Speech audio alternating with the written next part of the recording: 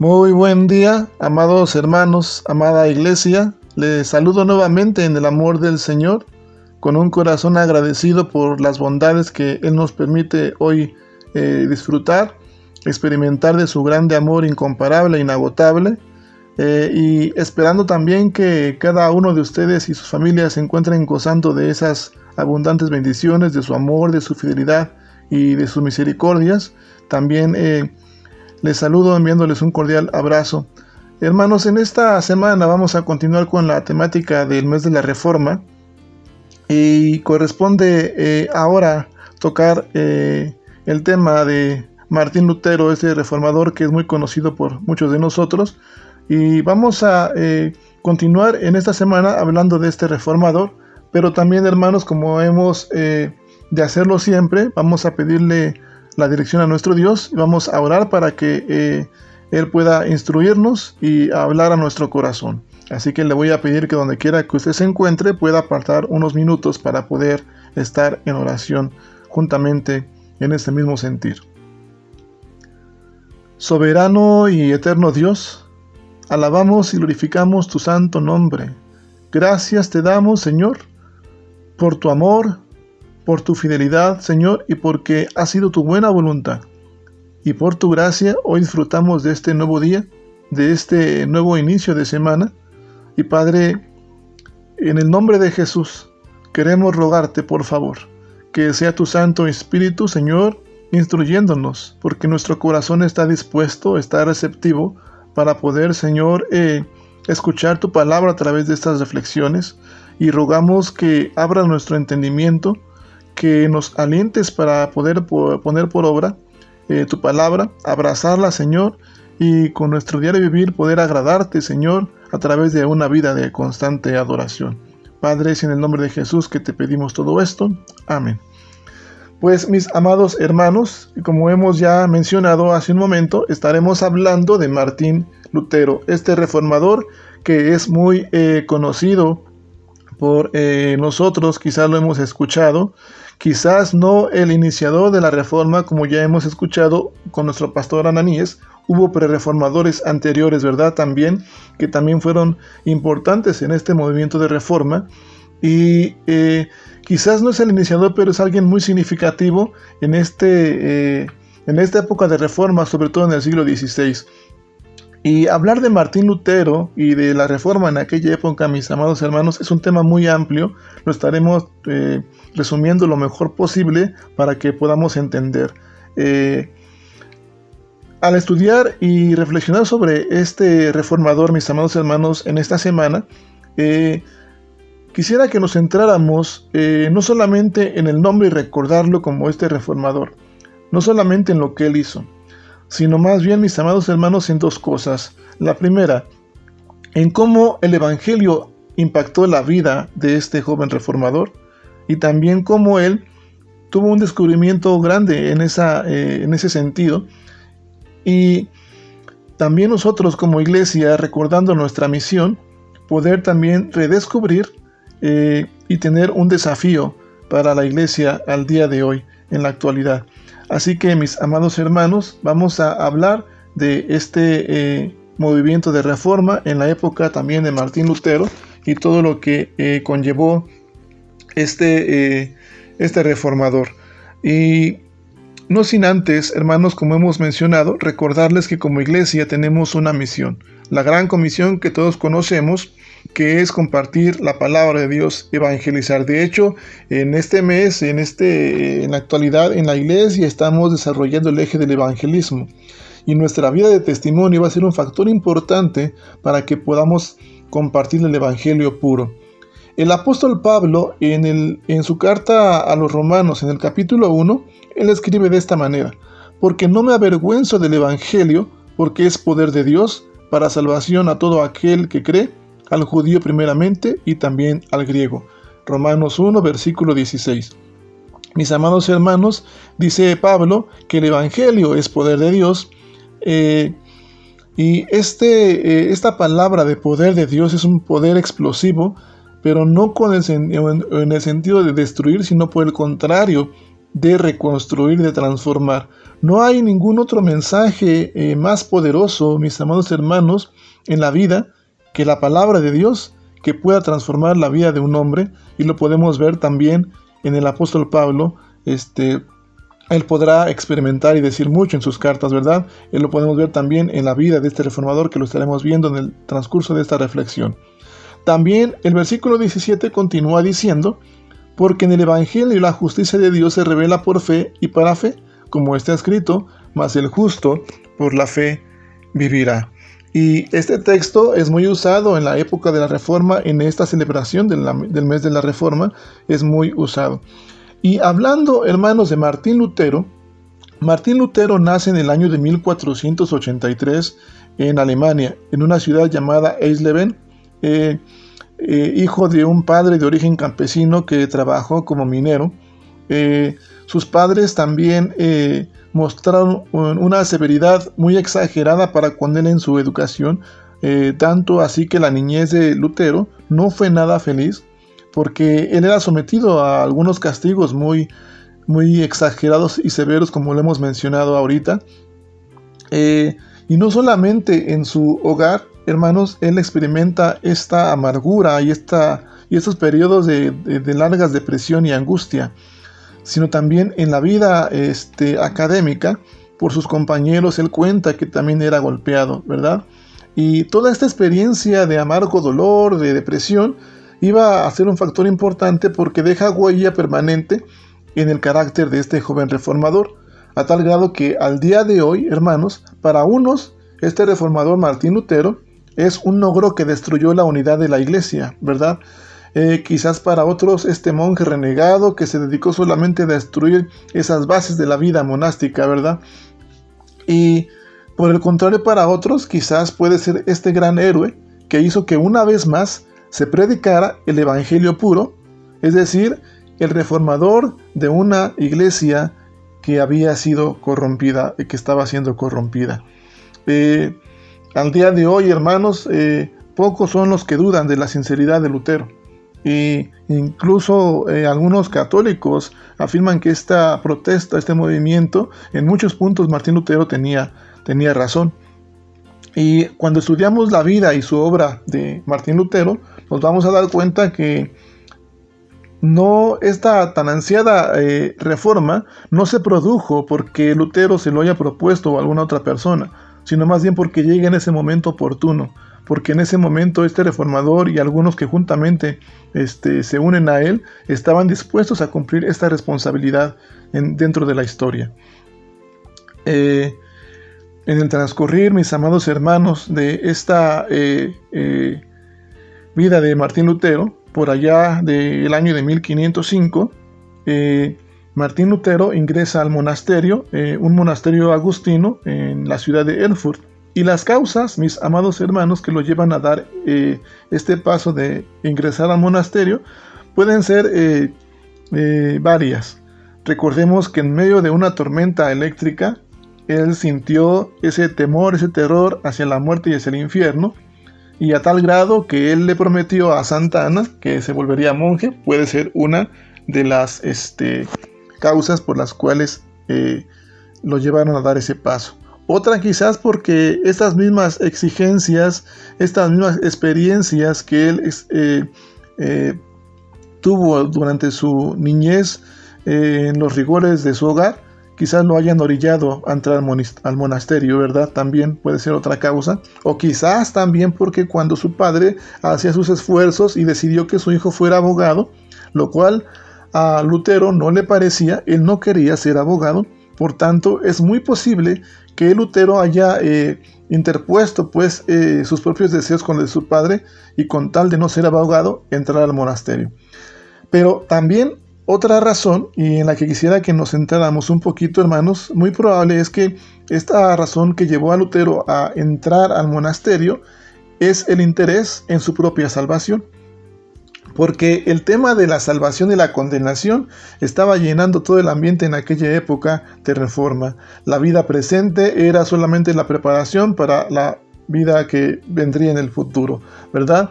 Y Lutero entonces entra, hermanos, al monasterio como un hijo fiel de esa iglesia, donde el propósito era que él utilizara los medios de salvación que esa iglesia le estaba ofreciendo, ¿verdad?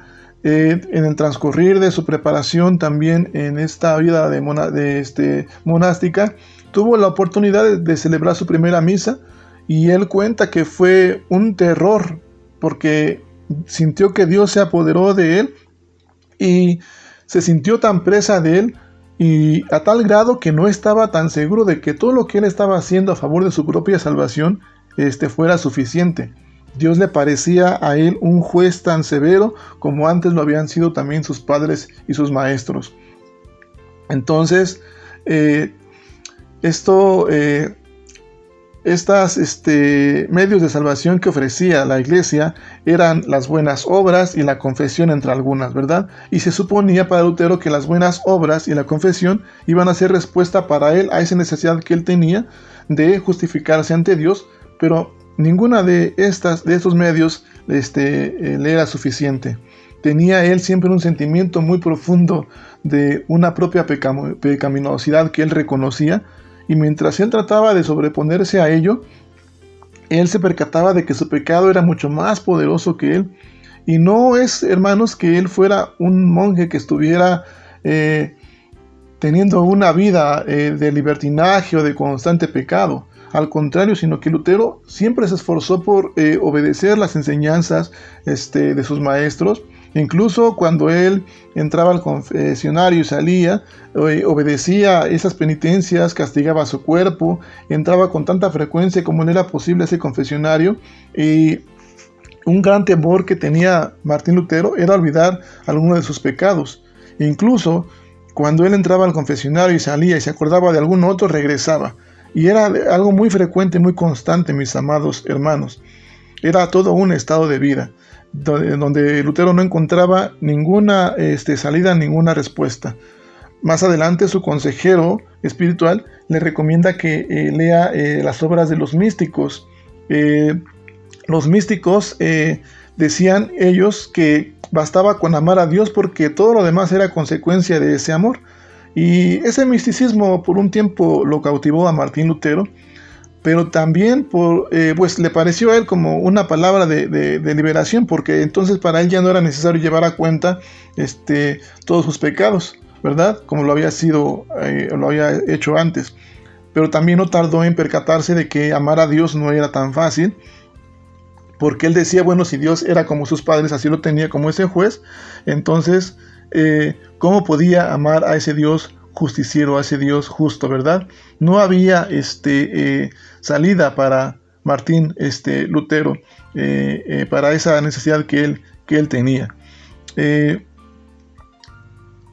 llegó a reconocer que le era imposible amar a ese Dios justiciero que le pedía cuentas de todas sus acciones. Y más adelante, mis amados hermanos, también es enviado a dar o preparar conferencias sobre la Biblia, y es ahí, hermanos, donde él comienza a ver en ese estudio de la palabra de Dios una posible respuesta a esas angustias espirituales que él estaba experimentando. Lutero lo que inicia en esta preparación de las conferencias es interpretar los salmos de manera cristológica, es decir, en ellos para Lutero es Cristo quien habla, y ahí vio a Cristo pasando por angustias semejantes a las que él estaba experimentando. Y esto fue el principio de un gran descubrimiento, mis amados hermanos. En las angustias de Jesucristo empezó él a hallar consuelo para las suyas.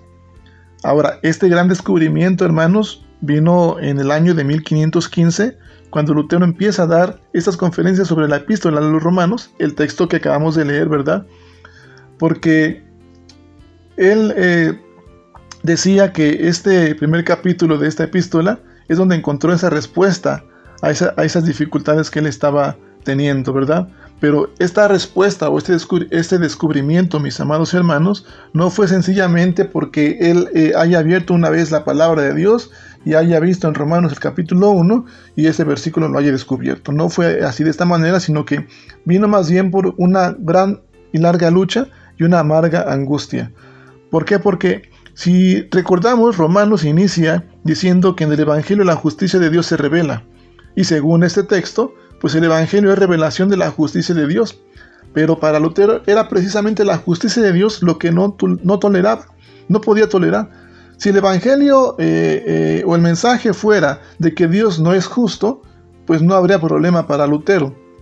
Pero ese texto estaba relacionando la justicia de Dios con el Evangelio. Entonces, de hecho, Martín Lutero más adelante va a contar que él odiaba esa frase, la justicia de Dios. Y estuvo meditando todo el día, todas las noches, para comprender esta relación entre estas dos partes del versículo, ¿verdad? Que tras afirmar que en el Evangelio la justicia de Dios se revela, también concluye diciendo que el justo por la fe vivirá, como lo acabamos de leer.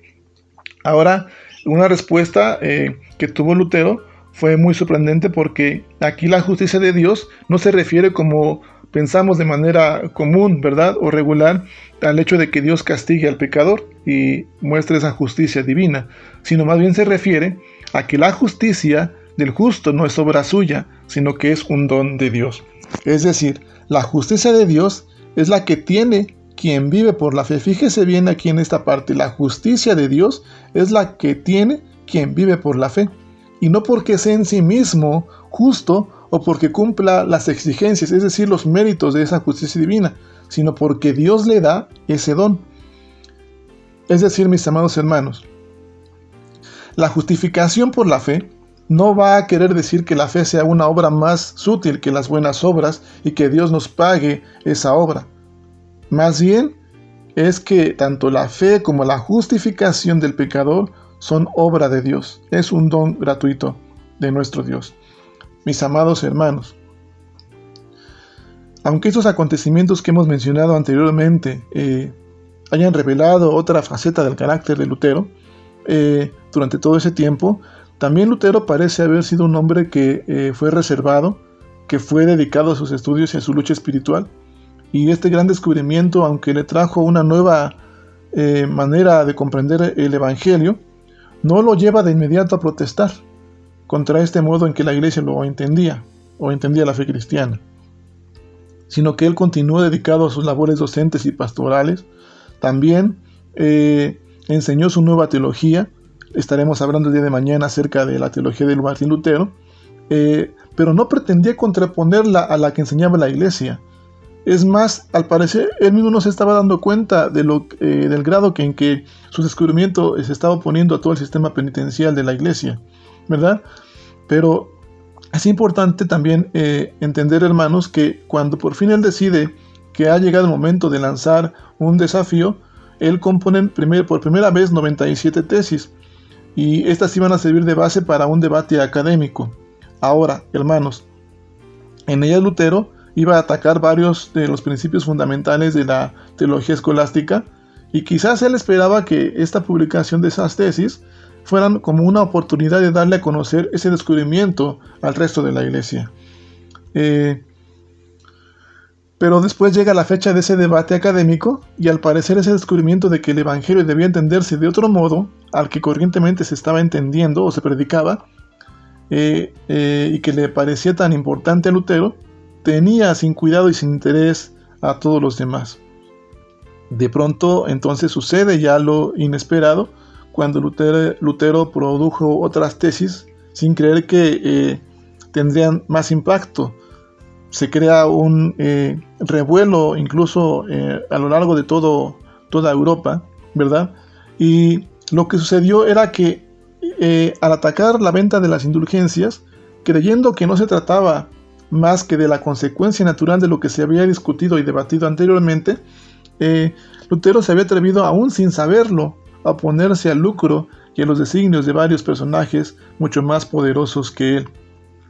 Mis amados hermanos, la venta de indulgencias que Lutero atacó había sido autorizada por un papa llamado León X, y en la que estaban envueltos intereses económicos y políticos.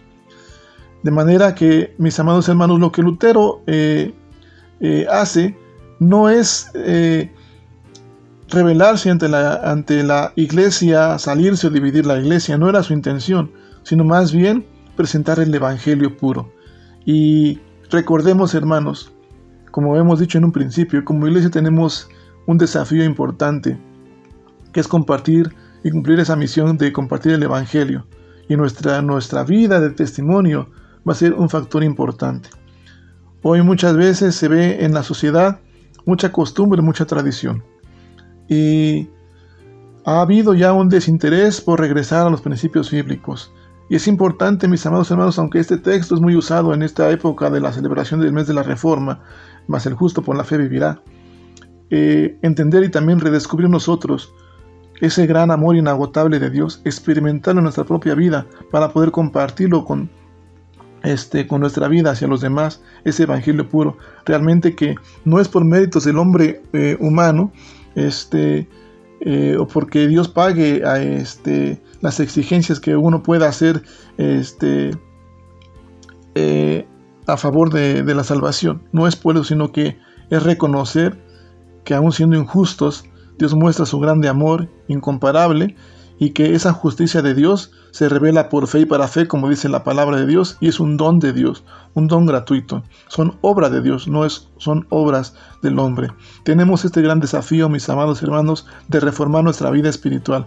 Regresar a las Escrituras es necesario para que nuestra vida de testimonio tenga una diferencia, una marca especial, y poder también compartir el Evangelio de manera pura, para que también nuestro carácter también se vea reflejado, no el nuestro, sino el carácter ahora de Jesucristo, también se vea reflejado hacia la sociedad, y de esta manera seguir compartiendo la palabra de Dios. Es el Evangelio, mis amados hermanos, que tenemos que compartir el día de hoy, cómo Jesús actuaría. La vida de Jesús, todo lo que él hizo, el amor también hacia el prójimo, pero como resultado de esa fe en Cristo Jesús. Así que, mis amados hermanos, el día de mañana continuaremos con la teología de Martín Lutero, con algunas otras cosas importantes que tenemos, pero vean no solamente cómo Martín Lutero fue un reformador significativo, sino cómo la palabra de Dios impactó la vida de Martín Lutero. Así también tenemos que nosotros tener en nuestro corazón un impacto por el Evangelio para poder también impactar hacia los demás. Como Martín Lutero descubrió en aquel texto el amor de ese Dios justo y más que justo, ¿verdad? Y también nosotros tenemos ese desafío de redescubrir, y para eso tenemos y es necesario regresar a las Escrituras. Mis amados hermanos, si Dios lo permite, el día de mañana estaremos tocando un tema más, y deseo que la paz y la gracia de nuestro Señor Jesucristo esté siempre con usted y con su familia. Nos vemos mañana en otra reflexión más. Un fuerte abrazo a todos.